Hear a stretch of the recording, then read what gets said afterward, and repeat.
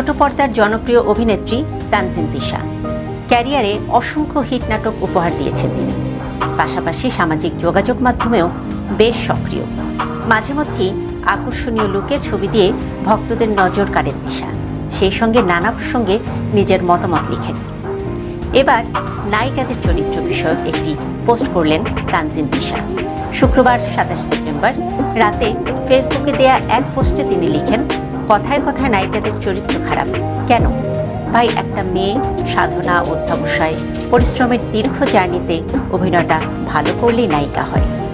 তিনি আরও লিখেন, আমরা পরিবারের চেয়ে লাইট, ক্যামেরা, অ্যাকশন সংশ্লিষ্ট মানুষদের সঙ্গেই বেশি সময় কাটে।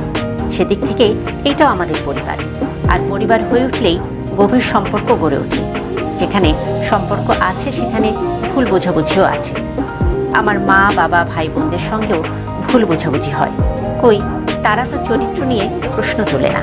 তাহলে আপনারা আমাদের কেমন পরিবারের সদস্য হলেন যে কথায় কথায় নায়িকাদের চরিত্র নিয়ে ছোট করেন, নাকি যুক্তি দিয়ে হেরে যাবেন বলে নারীদের চরিত্রে হাত দিয়ে দাবিয়ে রাখতে চান? তিনি আরও লেখেন, ভুল বোঝাবুঝি হলে যুক্তি দিয়ে কথা বলুন, তাতে আমাদের সার্বিক সম্মান বজায় থাকবে। আপনার পরিবারের কাউকে ছোট করে কি আপনি বড় হচ্ছেন ভাবছেন?